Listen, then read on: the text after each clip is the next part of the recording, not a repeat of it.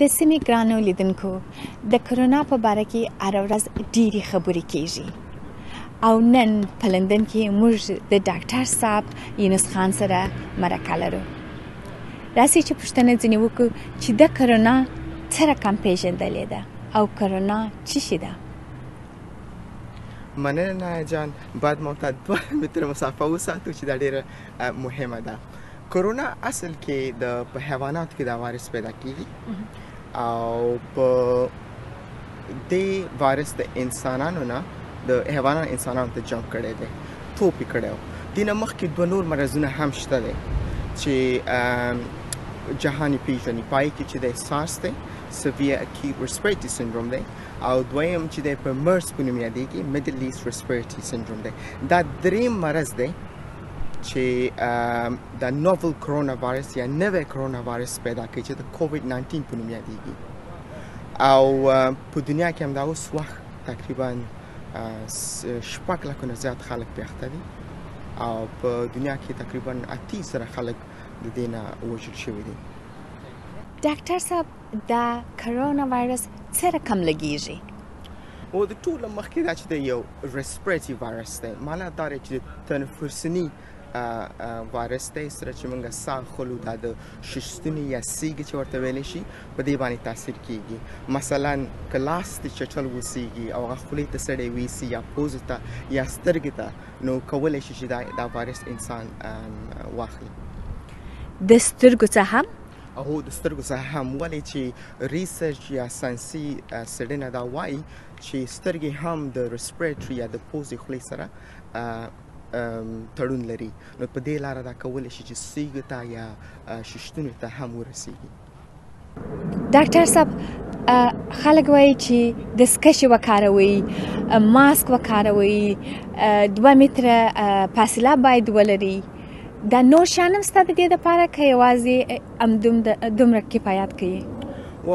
ډېر مهمه دا دی چې باید موږ لاسونه همیش پاک وساتو، او که چېرته موږ دستکشې هم اغوندو، که چېرته موږ یو شی ټچ کړو یا شی پرې ونیسو، نو مهمه دا ده چې دا دستکشې کوم ځای کې موږ ډسپوز کړو، کوم ځای کې هغه ځای کې واچو چې بل څوک یې ټچ نه کړي. همدغسې لاسونه وینځل پکار دي او مخ سره لاسونه ټچ کول پکار نه دي. خو مهمه دا ده چې په کوم محیط کې موږ اوسیږو، که هغه کور اوسیږي، کوم ځای کې کار کوو، باید چې پاک اوسیږي. داسې شي نه استعمال کړل شي چې هغه لکه مثال 80% الکول ولري چې پاک سوتره شي، یا په صابون باندې یا په داسې شي باندې ووینځل شي چې پاک شي.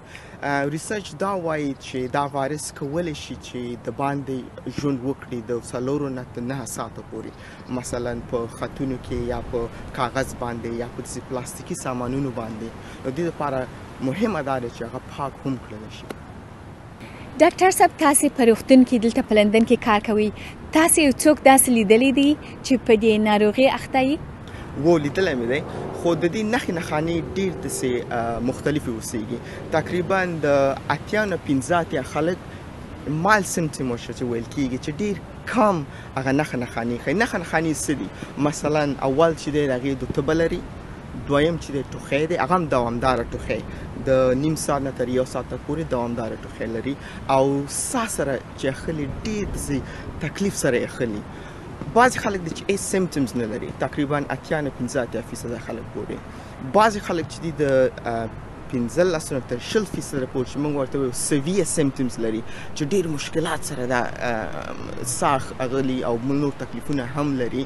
او بل تقریبا 3 نه تر 15% خلک دي چې هغه باید چې شفاخانه کې داخل شي، مثلا هغه په وینټیلیټر ته ضرورت لري، ساه اخیستل ډېره مشکله سره اخیستلی شي.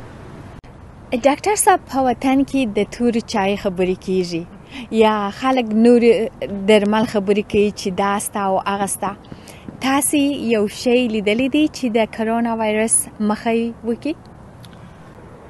ناجان تر اوسه پورې چې څومره معلومات لرم د کووید 19 یا کووید 19 لا کوم داسې علاج نه دی راوتی، په چاو سره د دې علاج نشته دی.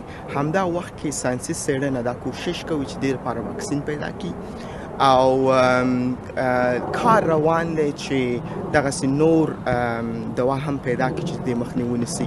خو چای زه فکر نه کوم چې د دې مخنیوي ونیسي. آیا کولی چې تاسو خپل امین سیستم قوي کړئ، مثلا ویټامین سی چې وخورئ ګولۍ یا په مالټو کې یا په لیمبو کې، دغسې شیونه کولی شي چې ستاسو د امین سیستم لږ غوندې قوي کړي. خو زه فکر نه کوم چې چای به د کووډ 19 لپاره یو پریونشن وګرځېږي. ډاکټر صاحب تاسې یو ساینسپوه ډاکټر یاست، تاسې په کور کې او په کار کې څه رقم ماحول جوړ کړی دی؟ نو مخکې زه کوشش کوم چې زه 2 متره مسافه خلکو سره وساتم.